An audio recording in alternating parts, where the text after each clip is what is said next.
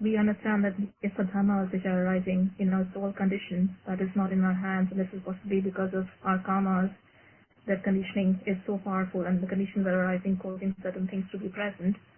But when we say the dhammas are non-self, they are not because of, this is not under our control. Is it just an intellect level? So suppose one really wants to penetrate dhamma, and one is not conditioned to understand it. The conditions are not right. He cannot actually penetrate the dhamma. He cannot actually understand the dhamma. Then he cannot actually progress further. And that possibly depends on his karmas. So where does the virya fit into it? It seems like there is some understanding what we say about anything like Dhamma and Virya and so on. But what Buddha said about that? Can we understand the meaning of what the word is said? Or we can think up in our own way, or listen to the wise word, the enlightened one. What did he say about this, about everything, about every word? For example, Dhamma or Virya and so on. Did Buddha say anything about it? Or we can think about it by oneself from just hearing some words only from him. But the meaning of it, the truth of it, is so far, very deep, very subtle. That's why it cannot be directly understood, what he said instantly. But it takes time to consider each word, because each word from the one who has enlightened cannot be changed at all. That's why, what are we talking about now? What Buddha said, all dhammas, what is meant by dhamma, all dhammas are anatta. What's the meaning of anatta? We can think that, everything is uncontrollable and so on, and that is anatta. But he taught more than that, just to develop the understanding of that which is now so very deep and so very subtle. And when we talk about virya, it seems like it's not subtle at all. But actually, all dhammas are anatta. What does it mean? Is virya I or someone or something, or is it a reality? We can know when it's there. Patience, virya, but not understanding the absolute truth that Buddha has enlightened. No one there at all. But there are conditions to condition any reality which appears now. No one can do that. So can anyone have right understanding, realizing the truth at will, or try the other way, or effort the whole night, try to understand it or to directly experience it without any understanding of the truth stage by stage at all? For example, there is seeing right now. Everyone knows. You can ask a child or anyone what seeing is. It says now. But what about the understanding of the others from the Buddha, the enlightenment? So he said, all dhammas are anatta. That's why even seeing right now, which says it's not me, the meaning of anatta, not anyone. It does not belong to anyone. No one can change, no one can do anything, because it's already there by conditions. Can anyone make seeing arise? So, can anyone make virya arise? But when it's there, I am having virya. I is there, instead of understanding what is meant by Dhamma and Anatta. So it depends on how much confidence of the truth to understand what we think that we understand enough, or no understanding without the teaching of the truth, the absolute truth, even virya. Why some have virya and some do not have virya at all?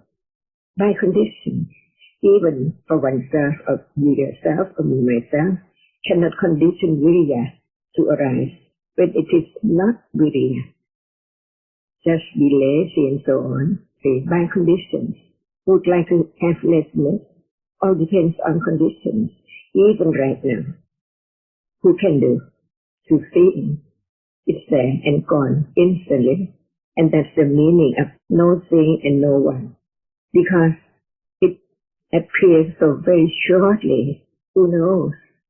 Until Buddha taught about the processes of experiencing an object to be object of considering about the truth of it, or about the truth of what is there now.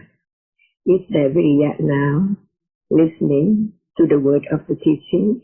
Is there viriya now to consider carefully the truth of it, whether it's true or not? Because everyone can talk about viriya, and everyone knows that sometimes there is viriya, but it's me. But what Buddha said, no one there at all. And how to understand clearly, to directly experience the arising and the falling away of viriya. Because in life, everyone can understand that it changes every moment. Never arise again. Yesterday cannot be today. What was there yesterday? Completely gone. Never to arise at all in samsara. Is that not true? So is there understanding enough of viriya? As Buddha said, Anatta, no one there. All depends on condition. Otherwise, whatever appears now cannot be there at all. So just have confidence of the truth of whatever is there. It's just one's own thinking about viriya and kamma and so on. But Buddha taught about each one in details, the characteristics, the function, the conditions for whatever arises, to consider whether is there anyone or all are dhammas and all are anatta. Because seeing gone at moment when it's there and there's no understanding of seeing, there is the idea for sure, I see, because no one there at all. And there is the idea of seeing only when it arises and experience.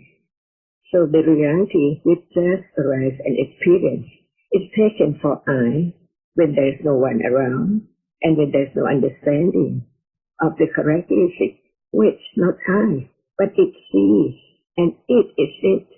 Seeing cannot be hearing, cannot be thinking, cannot be like or dislike, cannot be wrong understanding or right understanding.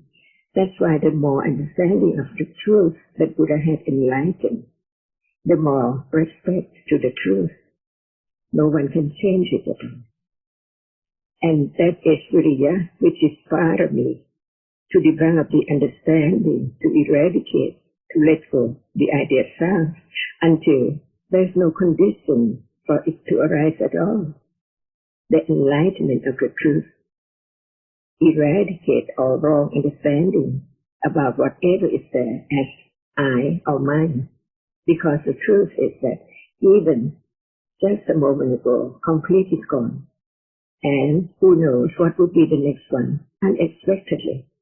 So when we use a term, we don't know what will happen. It includes next moment too. Who knows?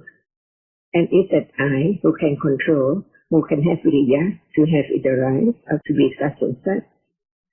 All these words are the words of truth to understand whether it's true or not. And this is the only way, not to try to experience it, but it's now there. Why not understanding it?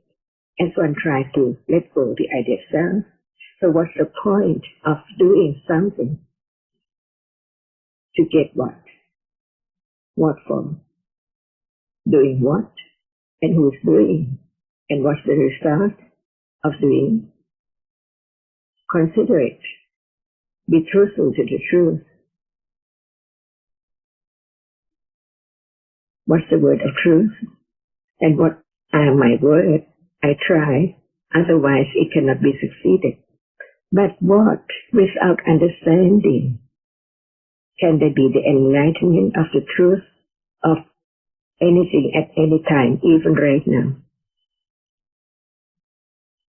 So just consider what is true and what is not true, and who is the Buddha and who am I?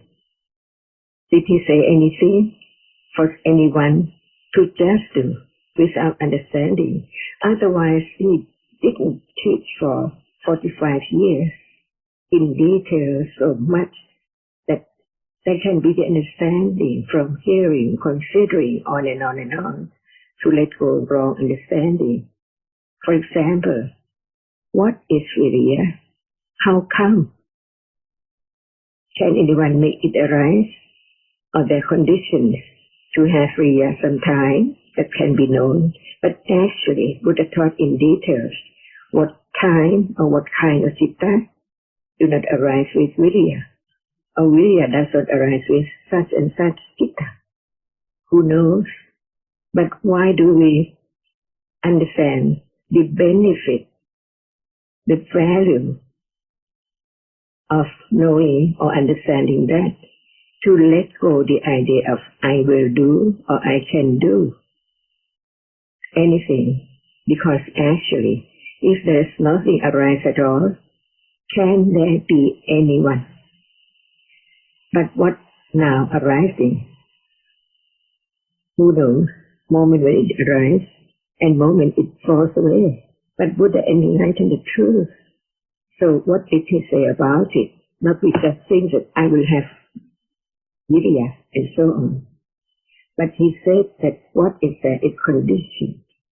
Otherwise nothing can arise at all. And condition is not me, and that which is conditioned to arise is not me either, because it's gone instantly, unknowingly. So why do we go to somewhere and do something to understand what? Because understanding can understand the truth of what is there anytime, but not by oneself, try so hard, but to understand each word, to let go the idea down. For example, this moment, if there is no hearing, considering, beginning to understand the truth, everyone must think, I see for sure, from birth, I, all the time, not understanding the truth of what is there. We think that we understand. But what about Buddha? His understanding. And one's understanding. And what did he say about Dhamma? What is Dhamma? Is Dhamma I? Or what we take for I is that which sees and hears by conditions. Like this, like pleasant or unpleasant by conditions. But when there's no understanding, things is there and it experiences. So there is ignorance at that very moment, not understanding the truth that it's just a reality, conditioned to be such, and then on. No one at all. So how can there be I can do or I try? Because its reality is conditioned, no matter its laziness or viriya. So whatever in life is there, presenting all the time, but no understanding of the truth, that no one there to do it, to make it, to try to have it at all. It's there by conditions. That's why Buddha taught about Micca-titi, wrong understanding, and Samma-titi, right understanding. What is I? No, because understand wrongly, or understand rightly. By conditions, thinking about one who tries to understand the truth without any understanding of what is there now. So what is the truth that one tries so hard to have it? What is that? And what about this moment? If there's no understanding of seeing right now, can there be understanding of seeing without listening carefully and let go the idea of self? In daily life, naturally, because the idea of self is there so very deep, very strong, accumulated. That's why it can condition moment of ignorance and attachment all day. And even oneself tries so hard to let go or to understand. Why not now? Because the future hasn't come yet, and the past is gone, And what is there, no matter it arises and falls away, but there must be a reality by conditions. No one can stop the condition for seeing or thinking or like or dislike at all. It's there from day to day, from moment to moment. So, understand, as Buddha taught, Dhamma is not self, it's no one. And what is Dhamma? The reality which arises and experience an object. What are they? Seeing, hearing, viriya, and so on. All are Dhammas,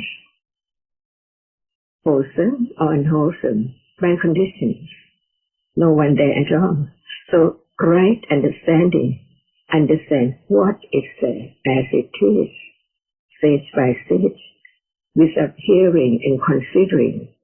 Can there be anything to be known as sitting, trying so hard to know what, and not understanding what is there now? And who knows what would be next moment of in the future, like tomorrow, all are unexpected. But the understanding of the unexpected reality is not there. So the idea of I try so hard to do this and that, as I understand or I think I understand. But understanding can understand what is heard. And there must be sanya, which remembers the meaning of that word, to condition moment of right understanding when it's wise considering, just of any word of the teaching, like Dhamma says. Dhamma is Dhamma.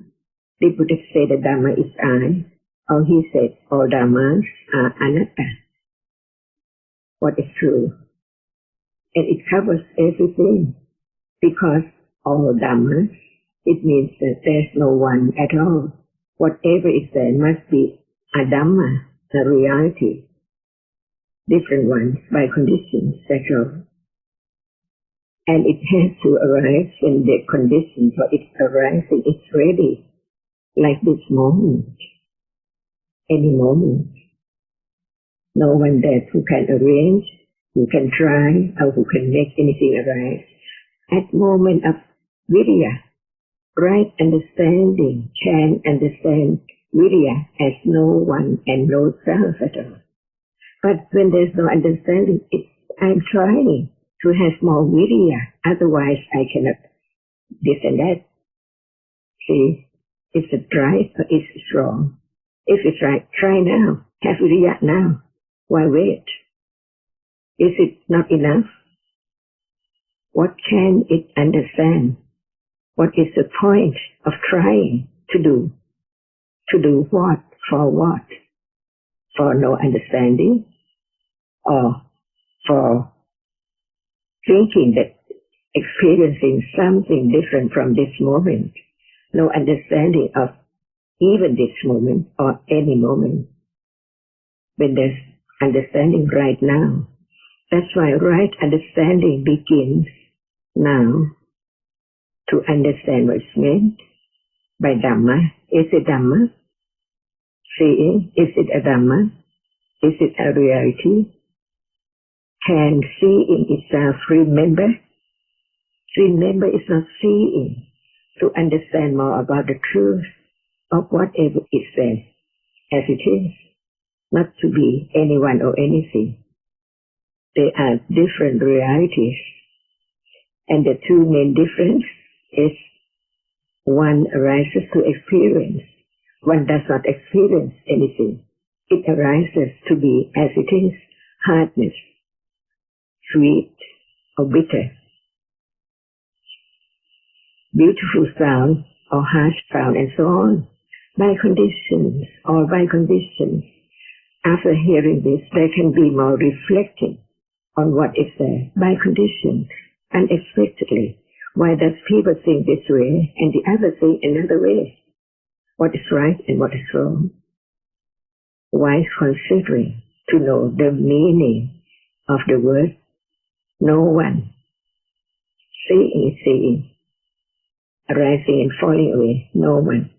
Hearing is a reality conditioned when there is the ear or the ear sense or ear base for hearing to arise when sound impinges on it, when it's time to experience such pleasant sound or such unpleasant sound by conditions again. Buddha taught about everything and conditions for whatever is there, arising and falling away.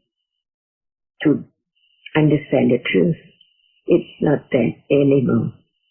Just think about it as it's there, but in truth it's not there at all. Everything gone as it has a reason, it falls away instantly, never to return. Sunyata, Anatta, together. Understand each word of the Buddha, stage by stage, little by little, and that is the development of understanding the truth.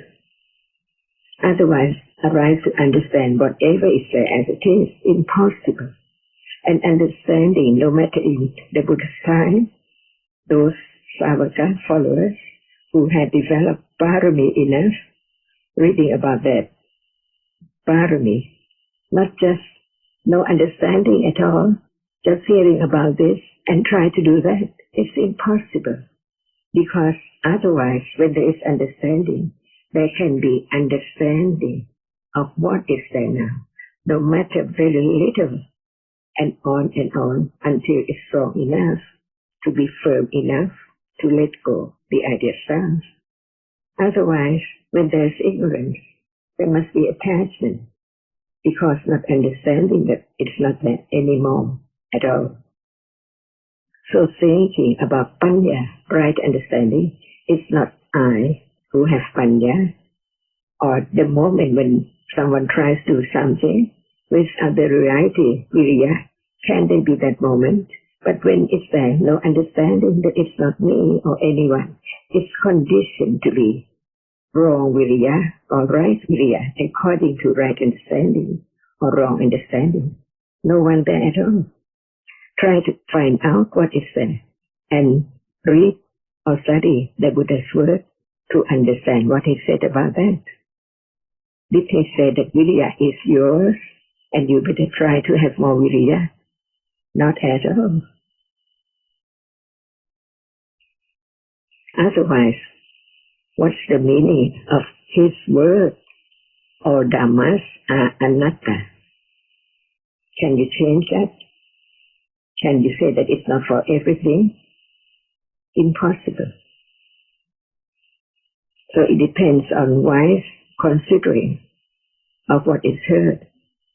For example, seeing right now, no one there. Is that true or not? No one can make it arise. Is it true or not? It's there and then it's gone. Is it true or not? Because it's not the same seeing at all. What impinges on the eye base, condition just the moment of seeing, that only. And that which is there, arising and falling away too, everything which is conditioned to arise, falls away because what condition it's arising, it's only conditioned the arising of that object, and then when it has a reason, fallen away instantly. Is that not true?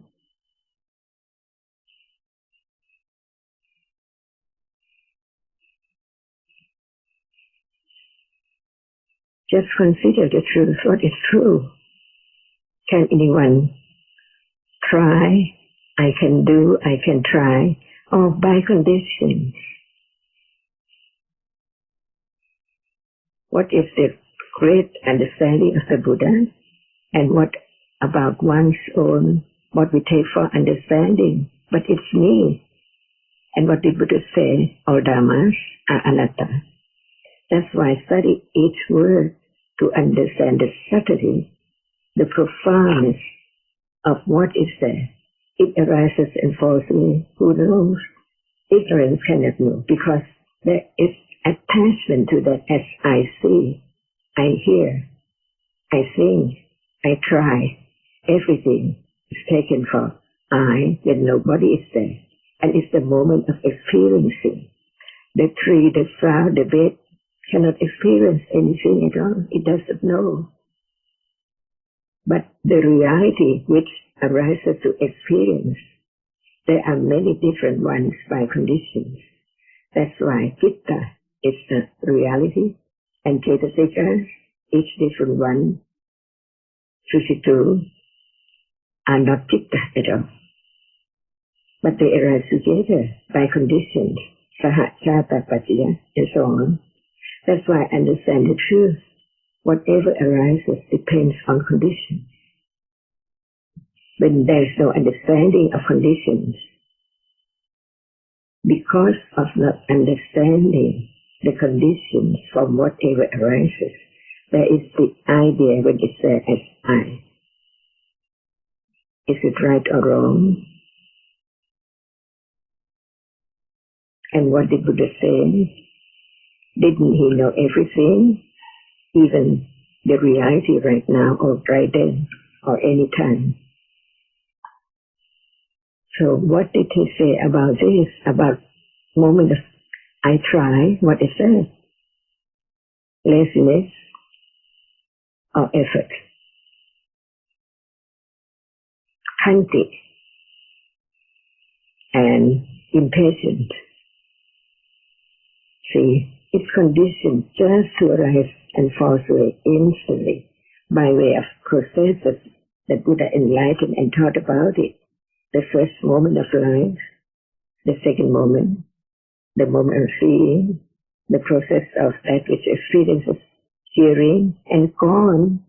It's like the freeing of Pavanka, and then there must be a moment of experiencing a reality, and then the freeing of Pavanka again.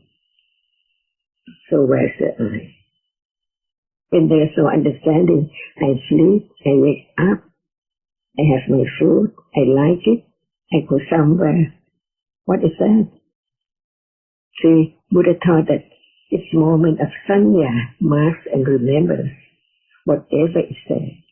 That's why there can be panyati. It's made known because of its nimitta, different ones, different colors, different shape and form, and the idea itself is there. But actually, in truth, each reality is different.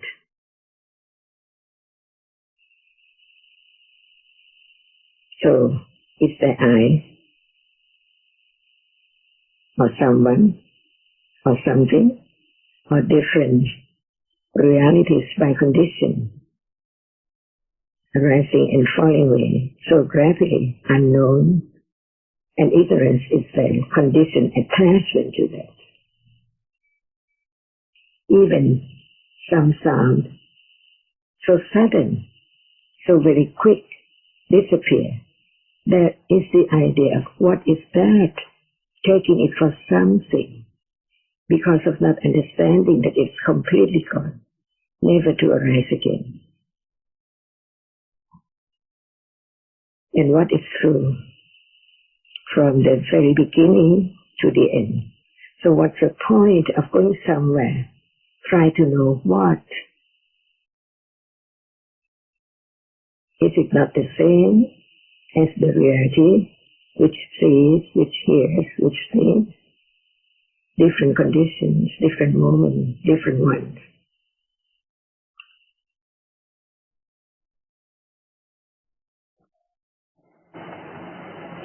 Is it true or not true? And what is not true?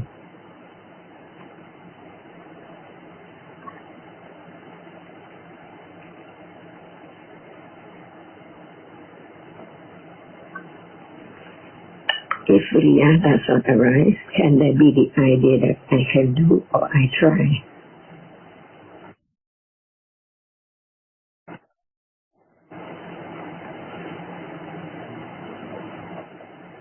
But when Viriya is there, what else?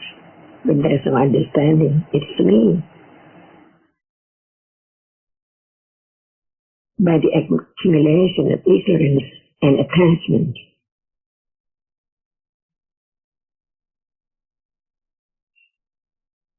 But right understanding is the beginning of understanding the truth of it from hearing, considering, until it's strong enough. It can be conditioned for direct understanding what is there, when what is there is there. Is it not true? And what is not true? But see is not self, it's so true. It's gone. And no one can make it arise.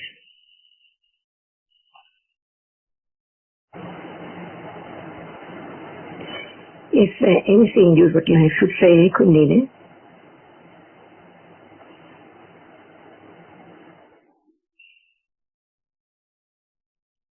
about the truth?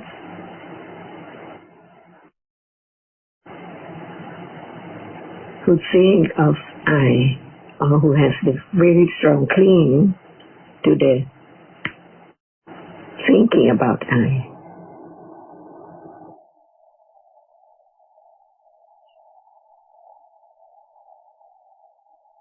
Can be one's own question to find the answer.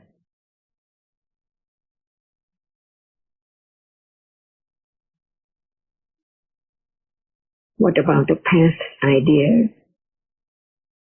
And what about after hearing the words of the Buddha? Just one word to understand clearly, firmly, that it's the Buddha's word. Or did he say something different? From all Dhammas are Anatta. If anyone say, the person who understands the truth knows that it's not right. Where's the I right now? He says of seeing, hearing, smelling, tasting, the reality which experiences an object arising by conditions. Where's the I?